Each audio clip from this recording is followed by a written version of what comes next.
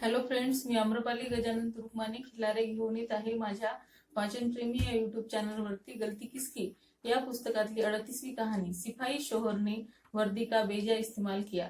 जर तुम्ही माझे मागील व्हिडिओ बघितले नसतील तर त्याची लिंक डिस्क्रिप्शन बॉक्स मध्ये दिलेली आहे। चॅनलला लाईक, शेअर आणि सबस्क्राईब करायला विसरू नका। धन्यवाद।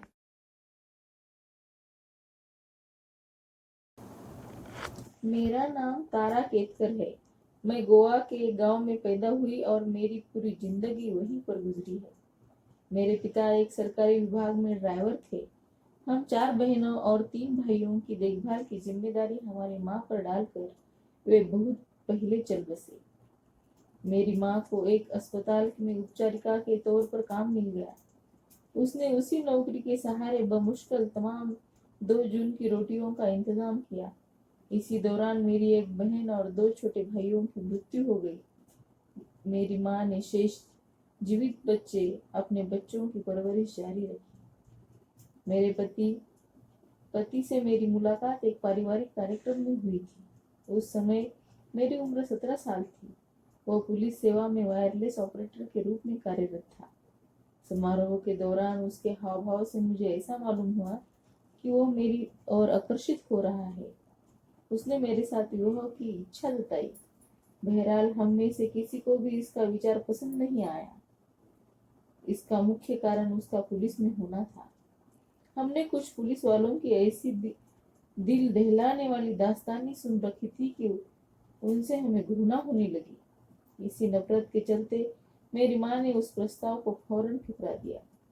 समारोह के बाद मेरे मन में भी कुछ होने लगा। मैं उसकी ओर खींचती गई। घर वालों को जब इसकी भनक लगी तो उन्हें बहुत दुख हुआ। मेरी माँ ने उससे दूर रहने के लिए मुझे धमकाना शुरू कर दिया, परंतु उसकी धमकियों का मुझ पर असर न हुआ। मेरे परिवार वालों की इच्छा के विपरीत 2 साल तक हमारा इश्क जारी रहा। अंततः अदालत में अपने विवाह का पंजीकरण कराने के बाद हम दोनों ने एक छोटे से मंदिर में शादी कर ली। शादी के दौरान केवल मेरी छोटी बहन और एक दोस्त ही मौजूद थे। हमारी ससुराल वालों की तरफ से कोई भी नहीं आया। मुझे इस बात की जानकारी थी कि ससुराल में मेरी सास और एक ननद है। बचपन से ही मैं बिल्कुल सीधे साधे स्वभाव की रही हूँ। मैंने कभी यह नहीं सोचा था कि आगे चलकर कुछ नियम परंपराओं के अनुसार जिंदगी बितानी पड़ेगी। मैंने सोचा था कि शादी के बाद सब बदल जाएगा और मैं नए वातावरण से नए सिरे से जिंदगी शुरू करूंगी। ससुरालियों के साथ मेरी पहली मुलाकात बड़ी खतरनाक सिद्ध हुई। उनके साथ हमारा घातक झगड़ा हुआ और हम भारी मन से वापस लौट आए। मेरे पति ने बताया कि वे लोग नहीं चाहते थे कि हमारी शादी हो। इसी वजह से घर वालों का मूड खराब था। अपनी जिंदगी नए सिरे से शुरुआत करने के बाद सोचते हुए मैंने अपने आप को तसल्ली दी। मुझे एक नाइट स्कूल में नौकरी मिल गई।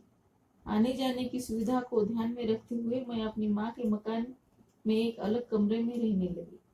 मेरा पति भी कभी कभार अपनी माँ से मिलने जाता। वहां से लौटने के बाद वो हमेशा खराब मूड में ही होता था। हमारे मतभेद कभी कभी झगड़े के रूप में बदल जाते। मैं 8 महीने से गर्भवती थी। ठीक तरह से बैठ न पाने के कारण एक दिन मैं उसके कपड़े नहीं धो सकी। शाम को घर लौटने पर जब मेरे पति ने देखा कि उसके कपड़े नहीं धुले तो वह आग बबूला हो गया। मैंने कारण बताना चाहा तो उसने मेरे गाल पर जोरदार तमाचा जड़ दिया। उसके बाद तो उसका यह रोजमर्रा का काम हो गया। वह किसी न किसी बहाने अपनी खींच मुझ पर उतारने लगा। काम का बोझ, बढ़ता घरेलू खर्च और सास ननद की कान खुशियों के कारण वह पीट पीट कर मुझे नीला कर देता। अचानक एक दिन मेरी आवाज जाती रही। वह मुझे हमेशा आतंकित करने लगा। मेरी गतिविधियों की वह अब संदेह की दृष्टि से देखने लगा। उसने मेरे ऊपर किसी से मिलने जुलने की पाबंदी लगा दी। मैं अपने ही घर में कैदी की तरह रहने पर विवश थी। मैंने एक बेटे को जन्म दिया। पिटाई फिर भी जारी रही। जिंदगी चलती रही, लेकिन गृहस्थी के हालात बदतर होते गए। मेरे मन में उथल पुथल होने लगी। मैं विद्रोह के लिए मन ही मन में छटपटाती, लेकिन उसका सामना करने साहस न जुटा पाती। पुलिस में होने के कारण मैं अपने पति के हिंसक व्यवहार से हमेशा डरी रहती। उसे प्रताड़ना के अनेक तरीके मालूम थे। वो मेरी पिटाई इस तरह करता कि पिटाई के कोई लक्षण शरीर पर जाहिर न हो। मेरे सुंदर लंबे बालों को का औजार के रूप में इस्तेमाल करता और चोटी पकड़कर दीवार में धक्का दे देता। मुझे असहनीय दर्द होता, किंतु उसे सहाने के अलावा मेरे पास कोई चारा नहीं था। मेरी सारी शारीरिक इच्छाएं समाप्त हो चुकी थी। उसे जब मेरे शरीर की जरूरत होती वह अपनी प्यास बुझा लेता। मेरा कमजोर जिस्म जब उसे भौतिक आनंद न दे पाता तो वह नाराज हो जाता और मुझ पर बदचलन होने का आरोप लगना शुरू कर देता। उसकी प्रताड़ना के कारण मेरा 2 बार गर्भपात हो गया।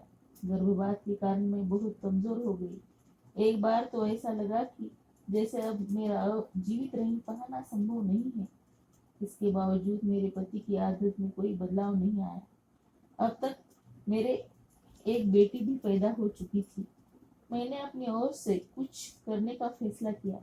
पति की नजर बचाकर मैं कताई बुनाई की ट्रेनिंग लेनी शुरू कर दी। प्रशिक्षित हो जाने के बाद मैंने चीजें बनाकर घर घर में बेचना शुरू कर दिया। इसके अलावा मैं घर में रहकर दूसरों लोगों के कपड़े सीने लगी। मेरी आमदनी से मेरे बच्चों की अच्छी परवरिश होने लगी। इस बीच मेरी आवाज लौट आई। मैंने स्थानीय राजनीतिक इकाइयों की गतिविधियों में भाग लेना शुरू कर दिया। मुझे एक बड़ी पार्टी में शामिल होने का मौका मिला। मैं एक बड़े राजनीतिक दल की स्थानिक इकाई की पदाधिकारी बन गई। मेरे पति की आदतों में अब तो कोई परिवर्तन नहीं हुआ। एक दिन जब मैं काम से घर लौटी तो मेरी 9 वर्षीय बेटी ने मुझे बताया कि उसने पापा को पड़ोस की एक औरत के साथ संदिग्ध अवस्था में देखा है। मैं भड़क उठी।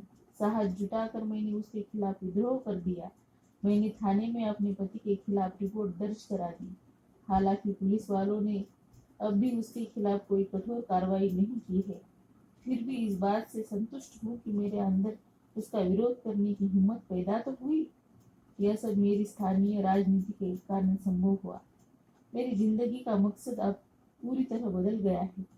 मैं अब सामाजिक कार्यों और दूसरों के लिए अपनी जिंदगी समर्पित कर चुकी हूँ। आज मैं नगर निगम की पार्षद तथा महिलाओं के सशक्तिकरण में लगे एक स्वैच्छिक संगठन की अध्यक्ष हूँ। मैं सोचती हूँ कि मेरे पति का उसी समय विरोध करना चाहिए था जब उसने मुझे पहला थप्पड़ मारा था। इसमें गलती किसकी है? इसमें गलती किसकी है? शादी एक जुआ है। अगर कोई उसे आंख बंद करके और गलत तरीके से खेलता है तो उसकी दुखद हार होती है। घरेलू हिंसा की पहली घटना को रोकने में साहस की कमी उसके बार बार होने का कारण बन जाती है। यदि पुलिस लोगों की सुरक्षा प्रदान करना और उनकी सेवा करना चाहती है तो पुलिस विभागों ने अपने कर्मचारियों के व्यक्तिगत दुराचरण को नजरअंदाज नहीं करना चाहिए। इसमें गलती किसकी है? इसमें गलती किसकी है?